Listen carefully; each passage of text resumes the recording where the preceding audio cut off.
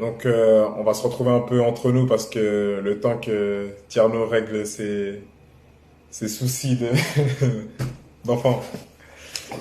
Tant qu'il règle ses soucis, on va dire, on va essayer de meubler le truc en restant entre nous pour parler un petit peu de ça.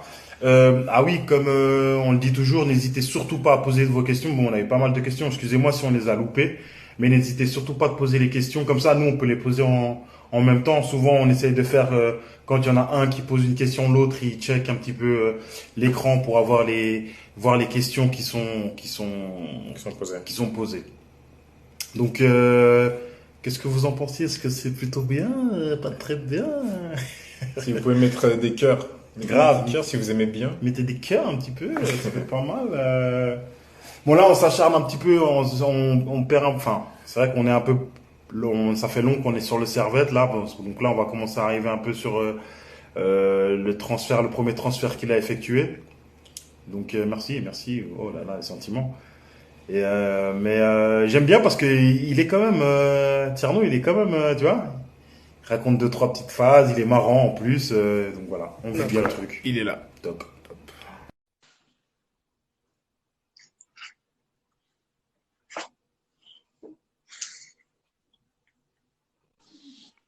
C'est bon, t'as fermé la porte. Ouais, ouais, mais abri, hein. Donc, on a parlé un peu avec les personnes présentes sur le live. Ouais, Là, on est toujours au Servette. ouais. Cette période-là, 2003, on était en 2003. Cette période-là, comment t'es mentalement? Tu te dis, bah voilà, j'ai tout gagné au Servette déjà. Quels sont tes objectifs? Tu comptes y rester ou bien tu as envie de voir ce qui se passe, ce qui se fait ailleurs? Ouais, alors là, cette période-là, j'avais deux clubs français qui étaient intéressés. Il y avait Sochaux et Bastia. Et bon, tu vois, moi, comme j'ai dit, hein, je rêvais pas de partir absolument tant que j'étais bien à Servette.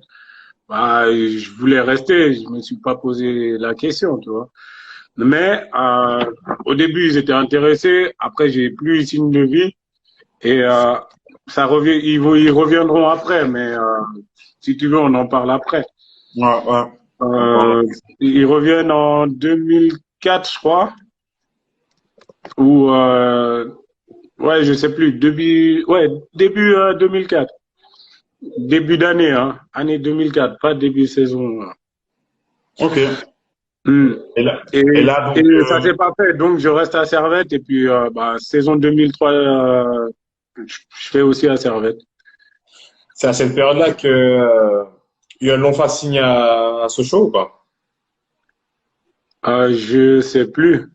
Ok, Lompa, il est parti de Servette, il est parti à Sochaux. Ah oui, oui, je crois que c'était à cette période-là, ouais. ok. Ah. Je suis pas sûr, peut-être il y a un petit décalage, mais ouais, c'est parce que je me rappelle, il y avait Lompa aussi, bah, il était plus à Servette avec nous. Et du coup, si tu me dis qu'il est parti à Sochaux, j'avais oublié, mais ouais, c'est dans cette période-là. Alors. ok, ok, top. Donc là, Hmm. ouais, donc là, 2003, on a dit 2003. Donc là, tu es toujours international, toujours. Donc vu que tu es avec la première équipe, tu es toujours international. Bande Ouais, 21. international moins de 21. Et bon, j'ai fait je crois, 3 saisons avec les moins de 21 parce que j'étais surclassé au début. Hmm. On avait fait un match à Seuleur contre l'Angleterre. Je sais que Yves, il a raconté aussi qu'il a fait un match contre l'Angleterre, non? C'est pas là qu'ils l'ont pris ou je sais pas quoi. Non, j'en entends Oui, parler. après J'en c'est le entends un peu. stade de West Ham, oui, on en a parlé. Ah oui, Ah ça. oui, voilà, voilà, exactement. Et moi aussi, c'était contre l'Angleterre. On joue à Seuleur et puis là, je joue en 6, tu vois. Et la chance, encore une fois, les moins de 21 de l'époque, dont il y avait Fry, Streller, Ludo Magnin, euh, ouais, que des joueurs après qui ont joué avec la Suisse. Ah, Et, on fait un match amical contre l'Angleterre, donc à Seuleur. Et puis je fais un très bon match, on gagne 2-1, je crois. Et après le match, l'entraîneur, il dit, oui, parce qu'il y avait justement, je te parlais de chance avant. J'ai eu la chance que les M21, ceux-là, ils étaient en camp pas loin. Et puis, ils sont venus voir le match avec l'entraîneur. Et Mhm. après le match, l'entraîneur, c'était Kobe Koun d'ailleurs, paix à son âme aussi. Mhm. Il dit oui, ce joueur-là, il m'intéresse, j'aimerais le prendre. Et puis après, c'était Chaland, mon entraîneur. Et puis après, je suis monté avec eux en fait. Et après, il y a ma génération qui est venue me rejoindre et j'ai fait 2 autres saisons avec ma génération. Ok. Ok. Et puis, sinon, au niveau des compétitions internationales que tu as fait, tu te rappelles un petit peu? Championnat Oui, d'Europe, championnat ouais. du... Alors, il y avait eu le championnat d'Europe à Bâle, mais que je devais faire. J'étais sélectionné pour aller. Et puis, je me suis déchiré l'ischio-jambier, je crois, à l'avant-dernier match de la saison. Et puis, j'ai tout fait pour pouvoir revenir. Et puis, c'était trop short. Et Ouais. il y avait tellement de bons joueurs. Ouais, je suis pas allé. Et Ouais. après, j'ai fait le championnat d'Europe en Allemagne. J'ai vu, d'ailleurs, vous avez mis une photo. Avec Schweinsteiger, hein. Ouais. Ouais, ouais. Un de mes nombreux tacles à ce championnat d'Europe. Ouais, mais il y avait des joueurs de fou aussi. Hein. Il y avait Schweinsteiger et d'autres que je sais plus, j'ai pas retenu, mais enfin, je me rappelle plus. Pas, j'ai pas retenu, mais ouais, le plus marquant en tout cas, c'était Schweinsteiger. Et déjà, à l'époque, il avait déjà un certain talent où tu te dis, ouais, non, lui, Non, il avait. Quand il ouais. touchait le ballon, tu voyais tout de suite que lui, il a rien à faire ici. Ouais. Tu vois. Et ouais, et puis même pas seulement lui, hein, leur équipe, hein, parce que les Ouais. Allemands, tu connais, c'est et puis voilà. Après je sais pas, je crois ils ont fini champion d'Europe. Je crois, je Cette année-là. suis pas sûr, hein, je pense. Demandez à Sandero d'aller regarder. Philippe, regarde pour nous, s'il te plaît. Puis, Philo, si t'es à l'affût, tu peux juste regarder s'ils ont été champions d'Europe cette année-là? C'était quoi? De quelle année c'était ça? Ça, c'était en, D'accord. c'était en 2004, je crois. Oui, 2004. Ouais, bah, faut regarder. On verra après, Mais, on va jeter un oui, œil. oui, c'est 2004. C'est Ouais, 2004. 2004. Donc là, t'étais donc, mais est-ce que tu as eu la possibilité de faire, je sais pas, championnat du monde, par exemple? Non, même pas, hein. Avec qui? Avec la Suisse. Non, là, avec la première? Non, avec les jeunes. Non, non, non, non, non. Ah, mais attends, moi, j'ai entendu parler de la Coupe du Monde des jeunes quand Senderos, il a remporté avec son équipe, là. Ouais, ouais. Sinon, avant ça, nous, c'était la Suisse, mec. C'était, ouais, déjà qu'on fasse le championnat d'Europe, c'était déjà un truc bien, hein. Ouais. Parce que Ouais, là, à l'époque, on ne disait pas trop, hein, même chez les jeunes, l'euro, c'était pas donné à toutes les nations. Hein. Ouais, c'est sûr. C'est Mm. sûr. donc voilà, on arrive vite facile en 2005 et puis 2005, tu quittes le Servette. Non, faillite. Ah oui. Bah, 2005, ouais, Marc Ah, Roger. Toi, t'as Marc vécu Roger, le début ouais. de Marc Roger, là?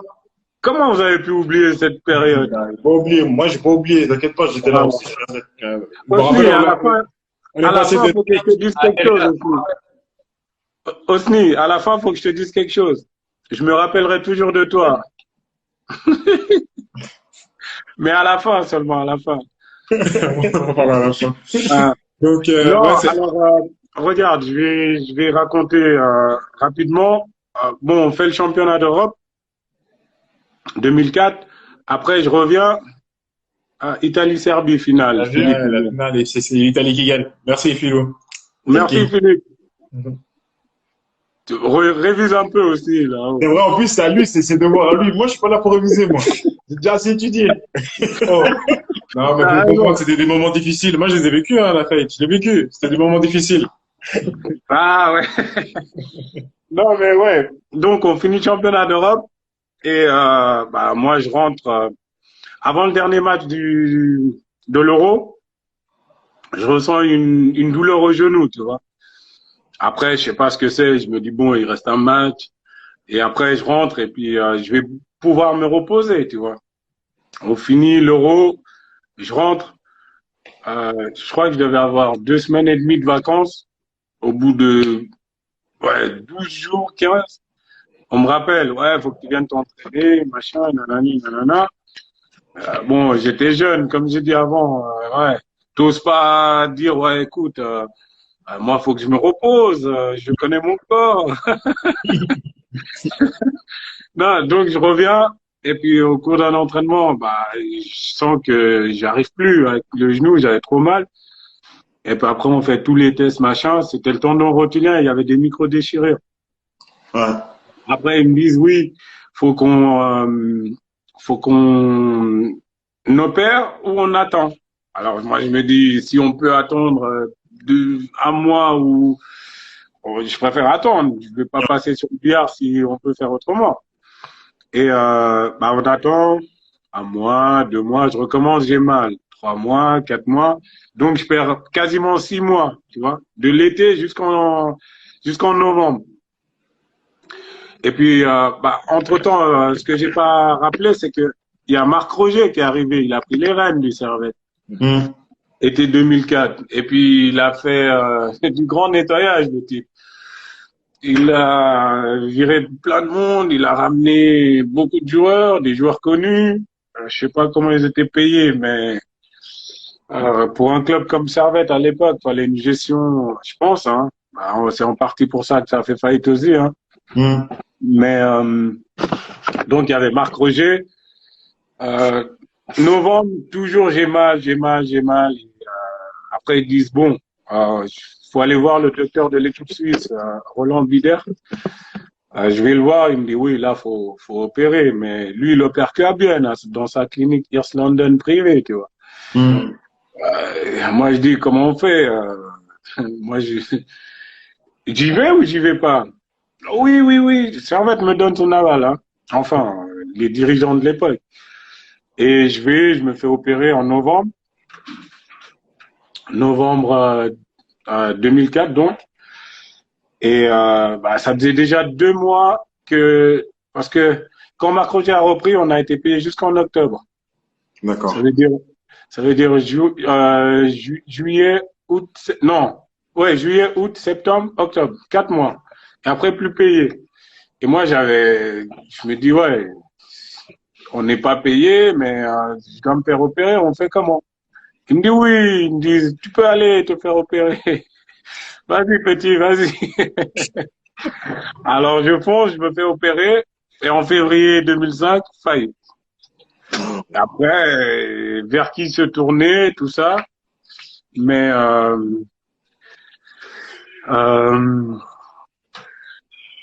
ouais, il fait faillite. J'avais plus vers qui se tourner parce que les dirigeants, ça a changé. Il y avait les joueurs, des anciens comme Londono qui étaient toujours restés et tout ça, mais je peux parler de ça avec eux, non. Alors, c'est moi qui ai dû payer. Ok, d'accord. J'ai dû payer mon opération. Et là, donc là, étant donné que la société, que le club a fait faillite, il n'y avait plus d'assurance qui pouvait prendre en charge? Bah non, moi ça fait faillite et puis bah tout le monde s'est un peu tiré. Ouais. Même l'assurance, ils disent ouais, la clinique elle m'appelle.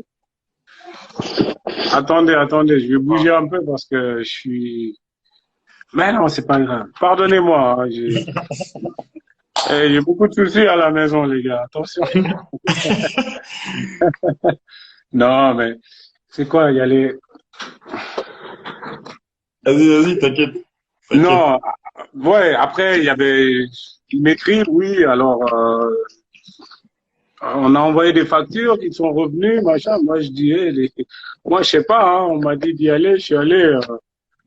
Maintenant, voilà. Après, ils sont retournés contre moi parce qu'ils avaient personne d'autre sur qui se retourner. Et puis, bah, après, c'était moi qui étais un peu dans les problèmes. Et puis, je suis pas allé toquer à la porte du Servette dire, parce que déjà, de un, c'était pas les mêmes. Et puis après, ils étaient relégués administrativement, et puis ils n'avaient pas forcément d'argent à, à gaspiller pour un ancien joueur du Servette, tu vois. Ouais. Et là, à ce moment-là, donc, t'apprends la faillite du Servette. Toi, dans ta tête, t'es comment? Tu te dis, bah, écoute, je pense que je vais rebondir. Et puis, enfin, je sais que dans ta tête, t'es quelqu'un de très, t'es mentalement fort, mais est-ce que tu t'avais déjà des offres, etc. Donc, tu t'es dit, je vais partir directement, ou est-ce que, enfin, comment tu vis le truc? Mais le problème, c'est que je venais de me faire opérer. Ouais, bah oui, t'étais blessé, hein. Et coup dur. C'était doublement dur parce que, ouais, tu te fais opérer. Déjà, tu as le coup dur. Tu dois passer 9 mois sans jouer. Après, tu as la structure qui est derrière pour la rééducation et tout ça. Mais il y avait plus tout ça. Il y avait plus rien. Il y avait plus de Servette. En tout cas, plus de relégués. Ça avait fait faillite, tu vois. Donc, ok, je me dis, bon, qu'est-ce que je fais? C'était Urcia à l'époque. Je crois que c'était l'entraîneur intérim ou l'entraîneur tout assistant. En tout cas, assistant sûr. Après, je sais pas si. Et lui, il part à Mérin et il me dit, écoute, Tierno, viens, ne serait-ce que pour faire ta rééducation avec le groupe, tout ça. Après, tu peux reprendre gentiment. Et puis, je me dis, ok, comme ça, je reste pas seul dans mon coin. Je vais à Mérin, donc, et puis, ouais, ça se passe bien, je fais la rééducation, tranquille.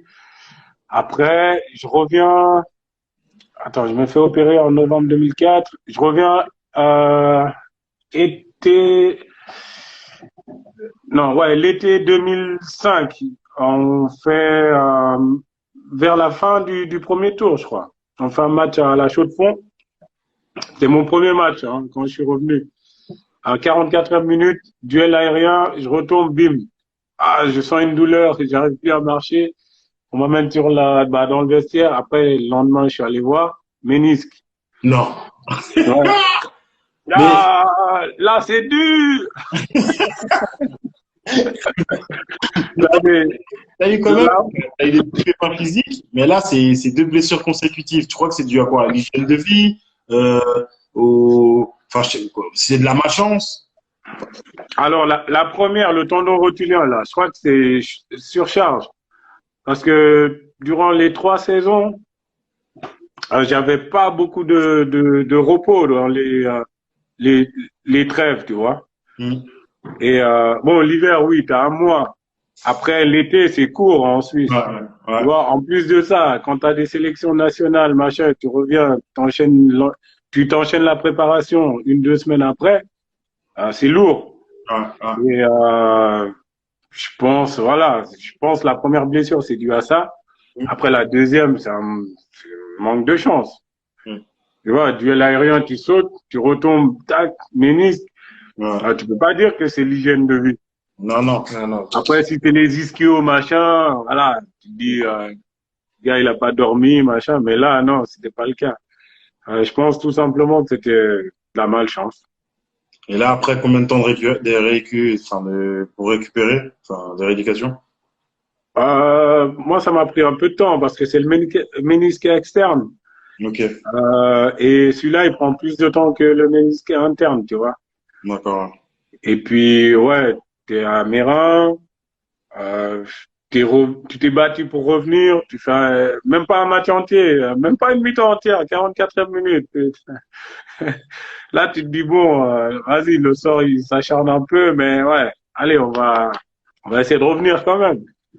Et puis après, j'ai refait la rééducation et puis je suis revenu, j'ai pu faire la fin du deuxième tour avec Mérin, avec Valente, plein de joueurs. Là, je vois qu'il écrit d'ailleurs. Ménisque, il était là, le petit. Mais là, ah oui, mais c'était l'équipe de Mérin où il y avait Milton Kusunga. Je sais pas si Cédric il était là encore. Ouais, il y avait Milton. Non, je crois pas. Hein. Bah oui, parce que moi, l'année d'avant, j'étais avec eux. Demande à Alex. Alex, il est là. Oui, mais l'année d'avant, parce que moi, l'année d'avant, j'étais avec la première de Mérin. L'année d'avant, je crois, 2004, je crois, 2004, ouais. Je crois que c'est ça, ouais. Parce Ok. qu'après, l'année d'après, parce que c'était Jean-Mich, et après, quand Servette, ils font faillite, Jean-Mich, il part au Servette. Et Ursa, il vient à Mérin. Voilà, c'est ça. Ouais, c'est vrai, ouais. Bon, j'ai plus la mémoire d'avant, t'as vu, je me fais vieux, mec. Et là, cette période-là, Mera, ils sont encore en Challenge League encore. Ouais. Challenge League, ouais. Ouais. Et du coup, j'ai pu faire je pense, les 4 derniers matchs, les 4, 5 derniers matchs du, du deuxième tour, parce que j'avais pris tout l'hiver pour me soigner.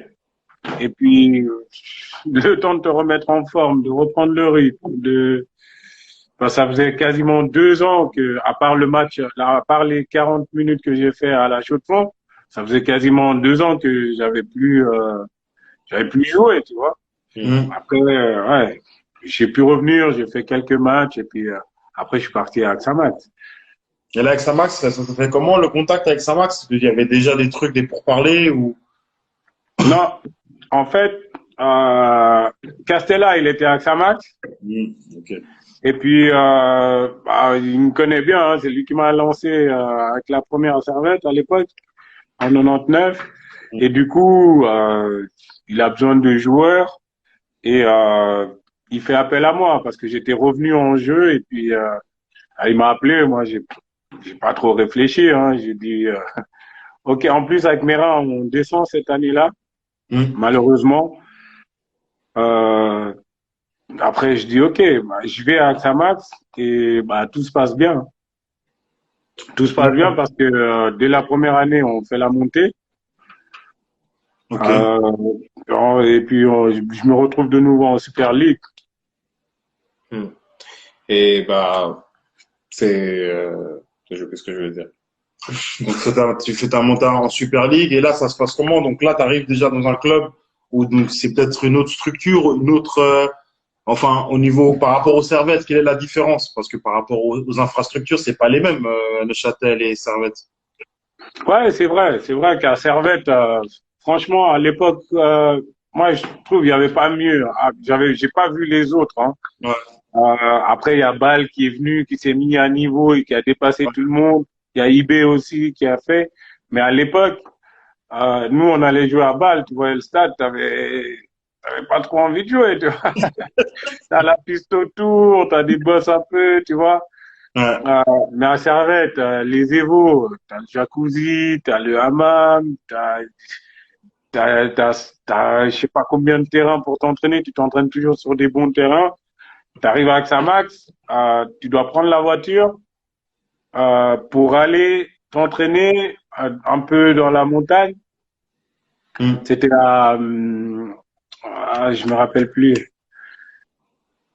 Ouais, je me rappelle plus. Dans les hauteurs de Neuchâtel. Ok. Tu vois, tu t'entraînes, après tu rentres. C'est pas la même chose. Et en plus, voilà, moi, c'était ma première expérience hors Genève. Bon, c'est pas trop loin, hein, mais voilà, t'es quand même, t'as plus tout ce que tu avais avant. Voilà, t'es chez Ouais. toi, tu finis l'entraînement en 10 minutes, t'es à la maison. Non. Après, voilà, c'est aussi un défi, hein. Et je suis allé pour le foot et j'ai joué, j'ai donné le maximum là-bas. Comme j'ai dit avant, on a fait la montée. Après, je suis resté 4 ans et puis après, je suis parti. Ok. Et puis, mais au niveau, quand t'es arrivé là-bas, au niveau de l'intégration, même si tu connaissais bien Castella, mais les joueurs, est-ce qu'ils t'ont bien accueilli en tant que Oui, Genevois, tu sais? ouais. Franchement, voilà, moi, je suis pas quelqu'un qui a fait trop de vagues durant mes années genevoises. Mm. Alors, j'étais discret et puis je connaissais certains joueurs parce que j'étais en équipe suisse depuis un moment. Mm, mm. Et puis on m'a intégré très bien, très bien.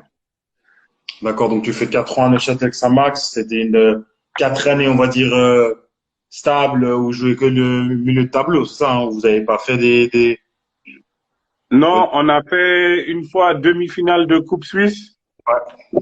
et sinon, ouais, au niveau du championnat, ouais, beaucoup milieu de tableau et des fois même on était un petit peu en difficulté, mais on s'en est toujours sorti parce que bah, il y avait aussi une bonne équipe là-bas, hein, Ouais, avec ouais, non. Nibolo qui joue toujours, tu vois, Ouais. et d'autres.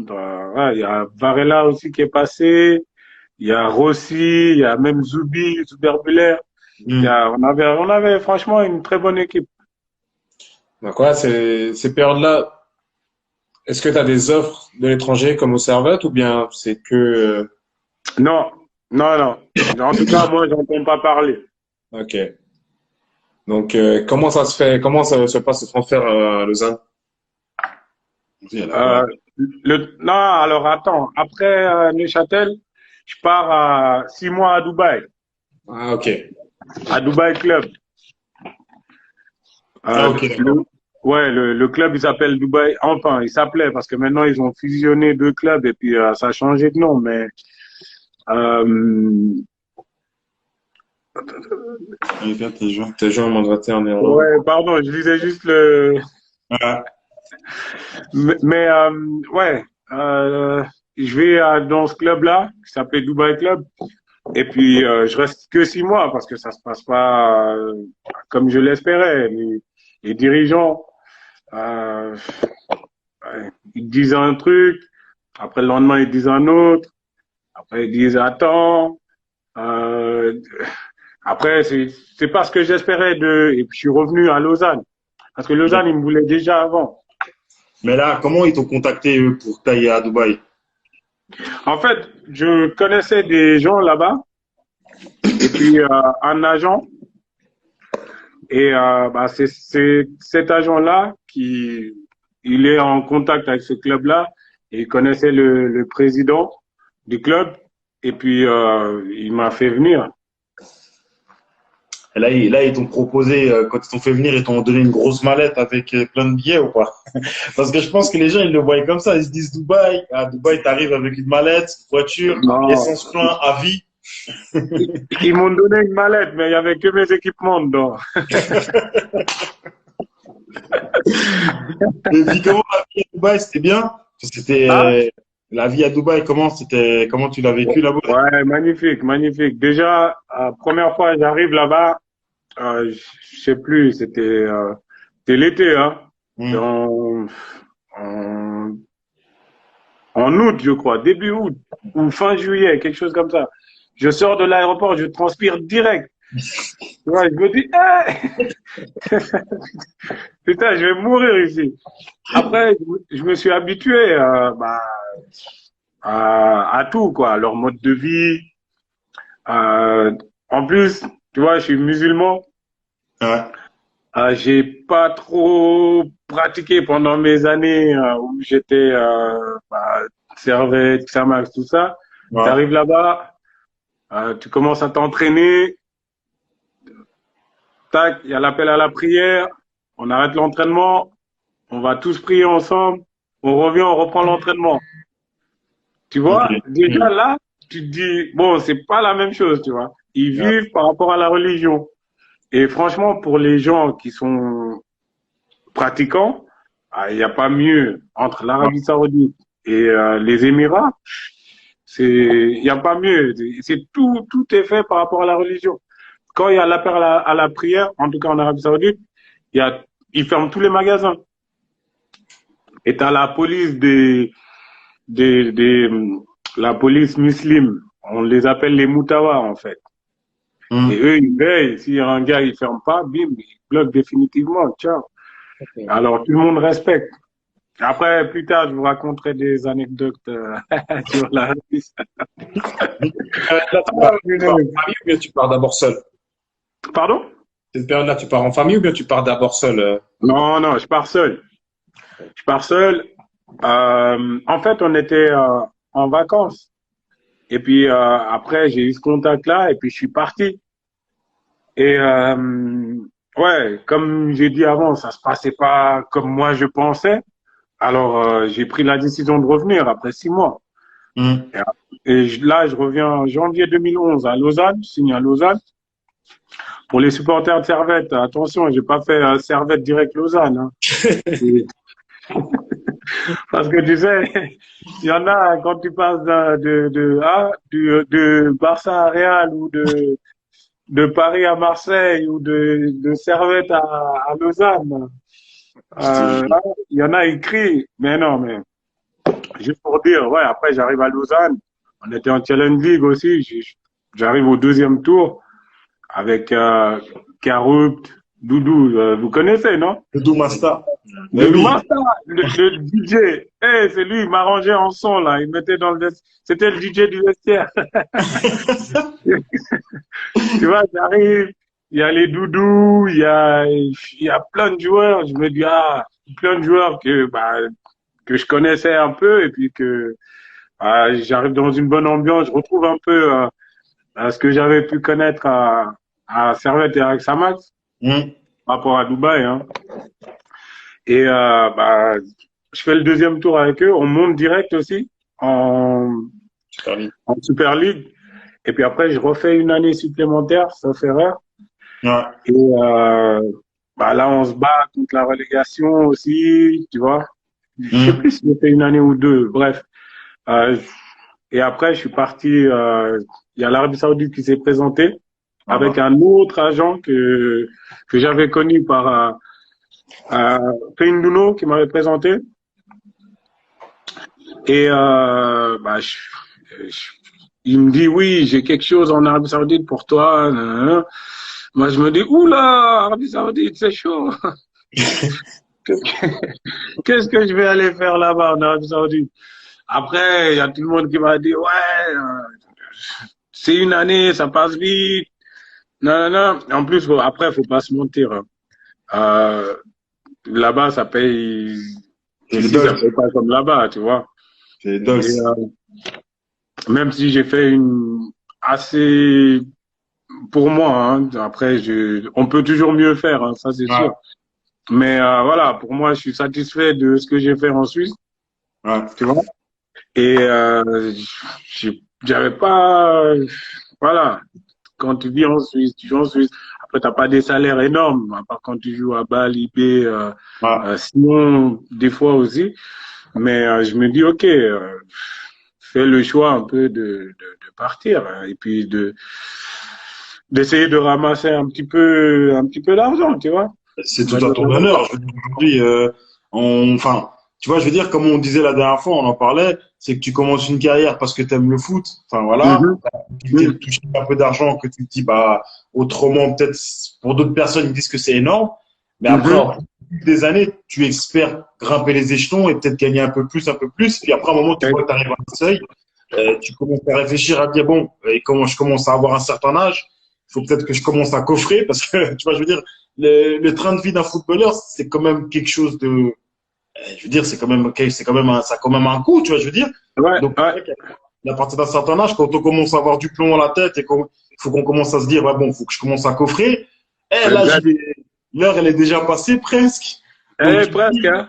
Et quand on fait les offres pour aller prendre de l'argent, tu pars. Enfin, je veux dire, moi, je trouve que c'est ça, c'est exactement ça. Après, tu réfléchis, tu te dis, putain, voilà, pas perdu. Il y a eu assez de temps qui s'est passé. Voilà, j'ai fait ma carrière, je suis content, machin. Mais maintenant, faut essayer de penser parce que le foot, faut pas croire.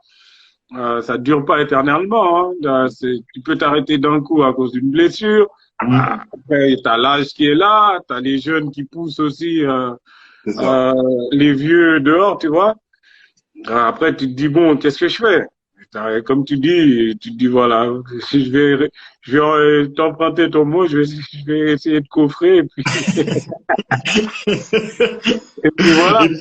Mais au niveau du niveau, tu pourrais comparer par exemple l'Arabie Saoudite ou bien Dubaï par rapport à la Suisse. Est-ce que comme les gens y pensent, ils se disent c'est plus facile, peut-être c'est plus dur la Suisse que l'Arabie Saoudite ou le Dubaï, ou bien est-ce que c'est totalement différent? C'est différent.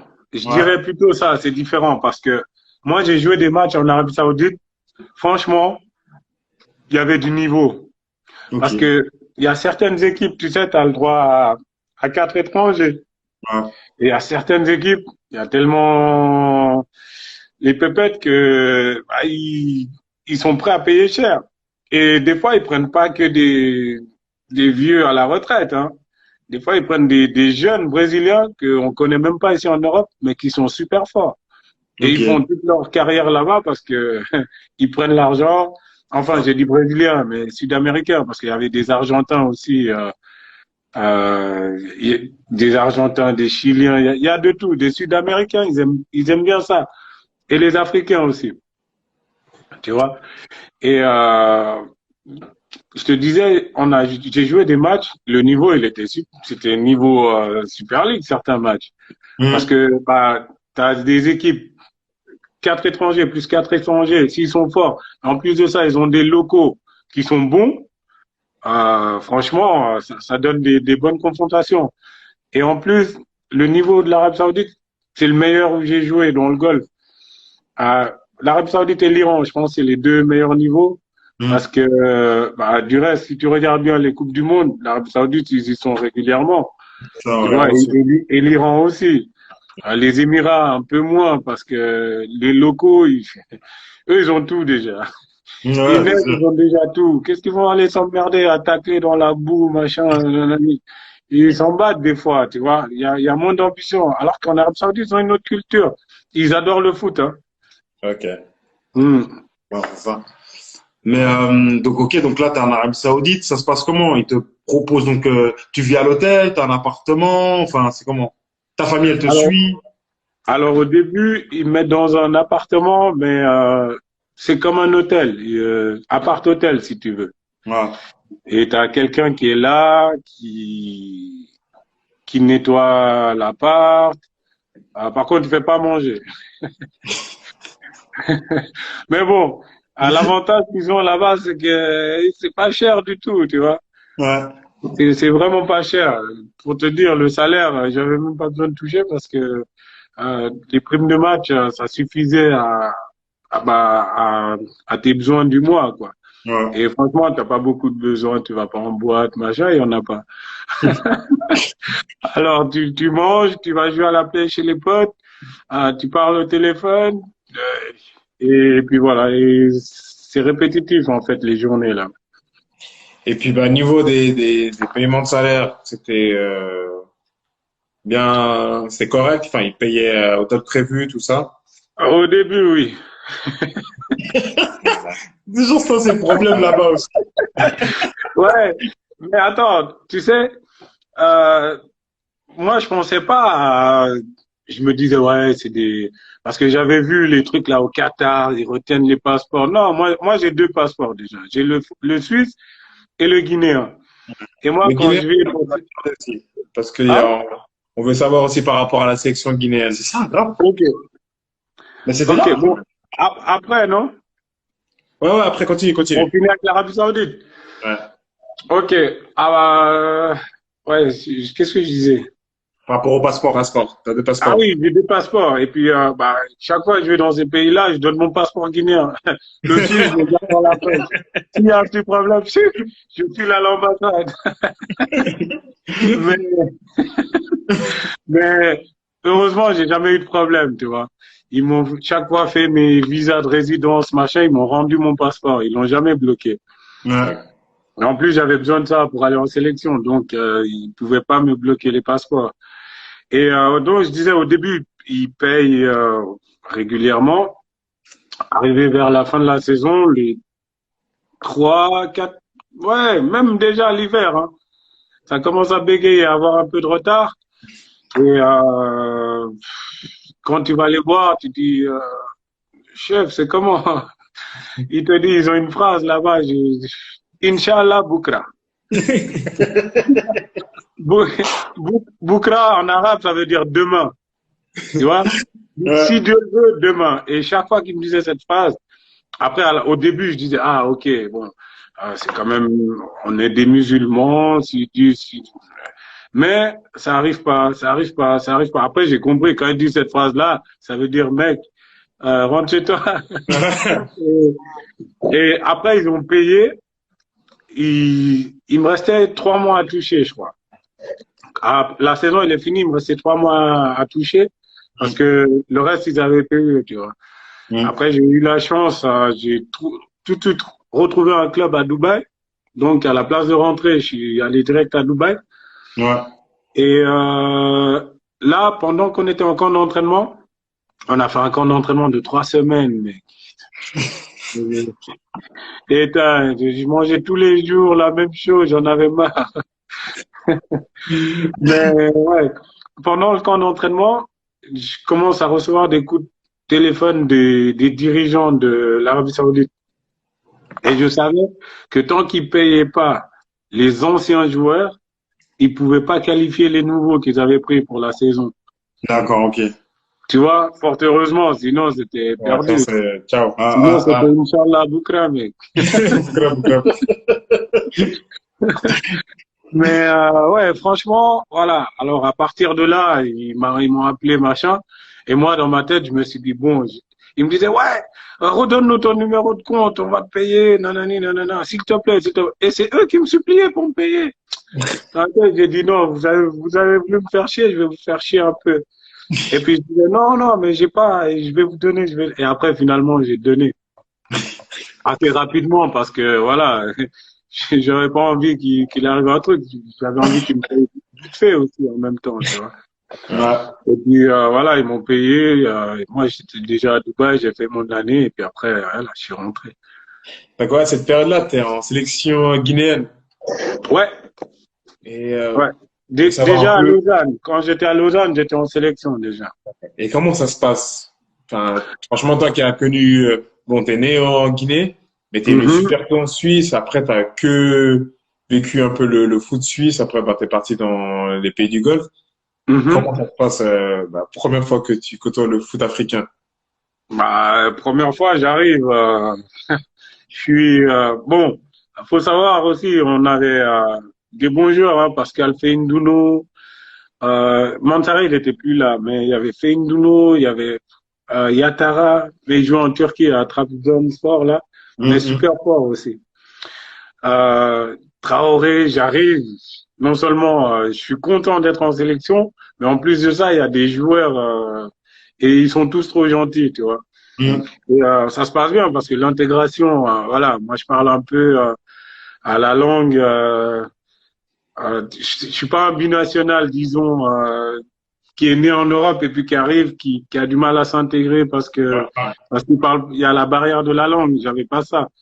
Et donc ouais, l'intégration se fait facilement et franchement, j'ai kiffé. J'ai kiffé jouer en sélection parce que c'est d'autres ambiances. Tu vois ici, tu vas au match, tu dois te concentrer. Je me rappelle quand on allait au match là, on jouait Uno, on parlait un peu fort. Les coachs ils disaient waouh, vous faites quoi? On a un match là dans 2 heures. Vous êtes Grave. fous, bien. Alors que là-bas, tu chantes, tu rigoles jusqu'à là au coup de sifflet, tu vois. Ouais. Et ouais, c'est totalement différent. Et puis le Et public en Guinée, c'est un pays où bon, le pays il est riche, hein, c'est tous les dirigeants qui prennent et la population elle est pauvre, elle est pauvre. C'est un peu partout en Afrique comme Ouais. ça, je pense. Mhm. Malheureusement, tu vois. Euh, il y en a certains, ils vivent que pour le foot.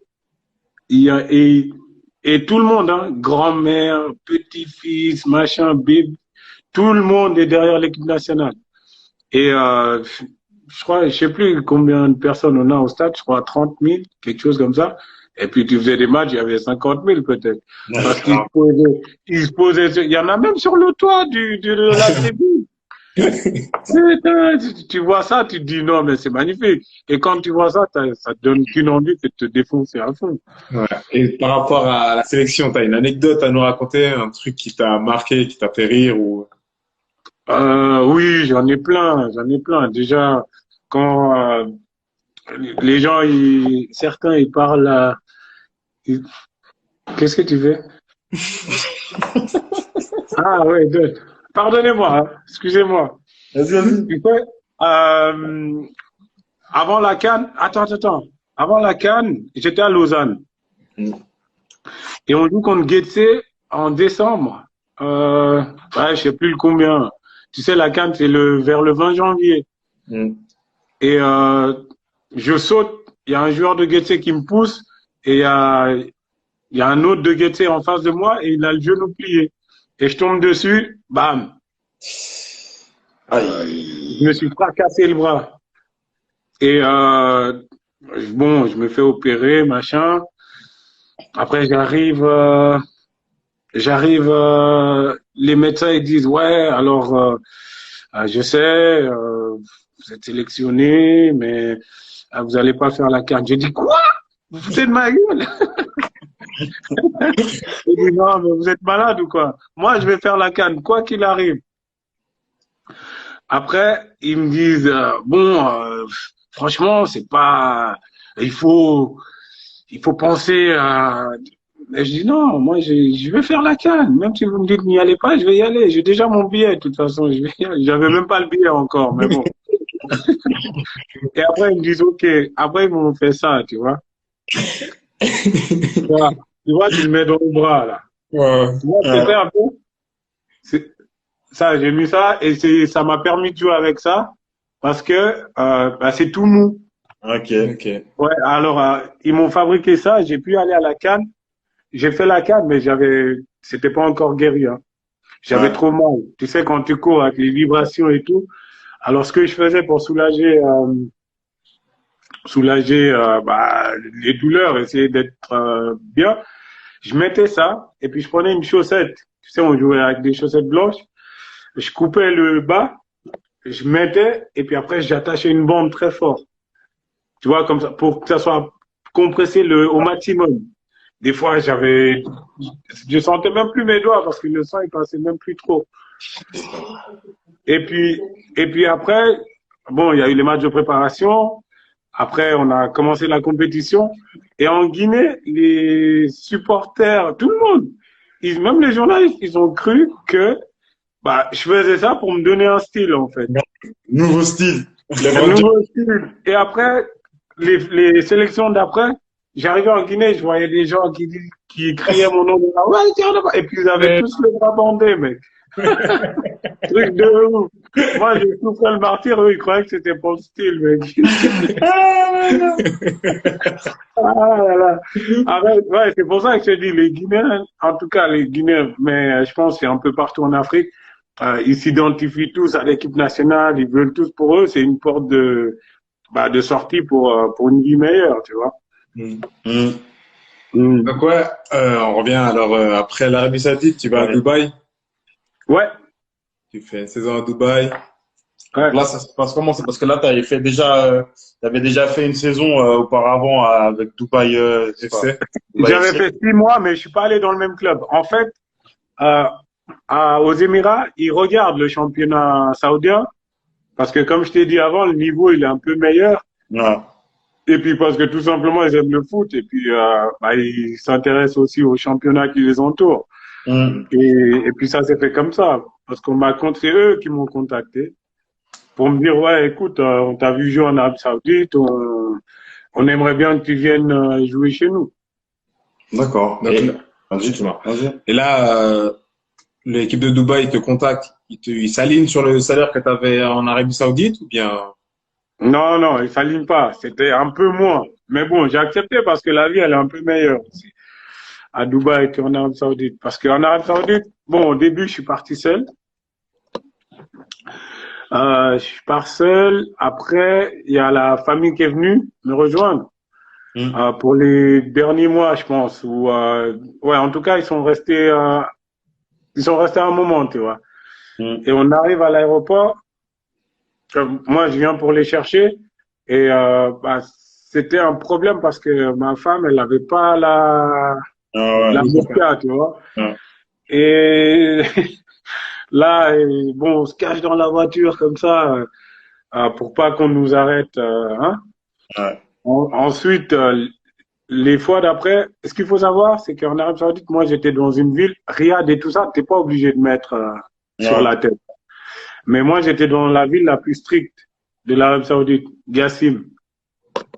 Et à partir de là, bah, elle était obligée de le mettre parce que dans la ville où j'étais, c'était obligé. Première fois qu'elle met ce machin, je l'ai encore d'ailleurs. Première fois qu'elle met ce machin, elle sent mal, elle suffoque.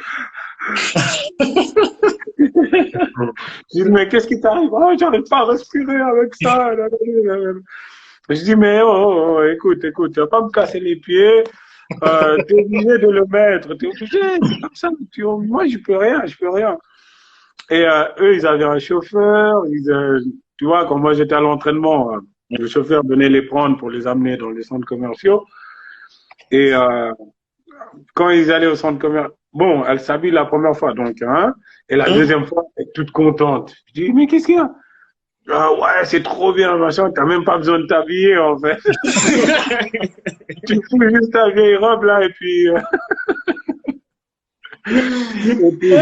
par contre, la vie, c'est pas facile, hein, parce que chaque fois, le chauffeur, il l'amène dans le centre commercial, et chaque fois qu'il y a l'appel à la prière, bah, il y a tout qui ferme. Dans les magasins, machin, et les gens, ils disaient, bah, faut sortir, madame. Ah bon, faut sortir. Et après, pendant 20-25 minutes, ça dépend de quelle prière c'est. C'est un peu délicat. Et après, il y a deux prières qui sont assez proches. Et Robelote, elle devait ressortir. Après, elle dit, ouais, moi, j'en ai marre. Je dis, oh, si tu veux pas, rentre. Moi, je reste. Moi, j'étais bien, moi. Moi, ils m'ont super bien intégré. D'ailleurs, ils me prenaient pour un arabe. Ok. Donc c'est là-bas où tu as aussi, on va dire, plus, c'est là où tu es vraiment rentré dans la religion, où tu as vraiment, Ouais, exactement. Pratiqué vraiment la religion musulmane. Voilà, parce que j'étais pas obligé, hein, mais Ouais. la vie est tellement bien faite par rapport à ça que si tu as un tout petit peu de volonté, tu vas le faire. Oui. Tu vas le faire. Là-bas, Ramadan, j'ai fait du premier au dernier jour, hein, Ouais, sans peine même. Tu vois, ouais, alors que ici, mec, c'est chaud. Avec les enfants, les choses, il y a trop de paramètres ici qui rendent la chose difficile. Et est-ce que aussi ce côté spirituel aussi de la religion t'a permis aussi de la période où tu n'étais pas avec ta famille, de quand même avoir un peu Ouais. parce que nous, franchement, je dis sincèrement, nous on est croyants et Mhm. nous, c'est vrai que ce côté spirituel nous permet dans les moments difficiles, pas dans les moments de tous les jours, d'avoir en fait cette croyance. Enfin, on a été éduqués comme ça. Donc, est-ce que toi, ça t'a permis cette période aussi de pouvoir avoir en fait des moments où ça te permet de penser, d'avancer, enfin, tu vois, d'être fort surtout, tu vois, surtout ça. Ouais, c'est sûr. Parce que déjà, tu es seul, tu vois. C'est pas comme ici, tu sors, tu vas boire un verre ou je sais pas, là-bas, tu es seul. Et bon, la religion m'a permis déjà comment dire, De te concentrer sur toi ou bien ouais, de me concentrer sur moi. Et puis, les autres aussi, les coéquipiers que j'avais, ils m'ont aussi aidé parce qu'il y a des trucs, comme je t'ai dit, j'étais pas vraiment pratiquant, mais il y a vraiment des trucs que eux, ils ont, ils m'ont apporté pas mal parce qu'ils me disaient, ouais, viens, on fait ci, viens, on fait ça. Tu vois, des fois, on partait au match en bus et dans les casques, j'avais pas de la musique, j'avais les, hein? Ouais, les sourates, là, les chants coraniques, je vais appeler ça. C'est pas des chants, mais peut-être pour que certains comprennent.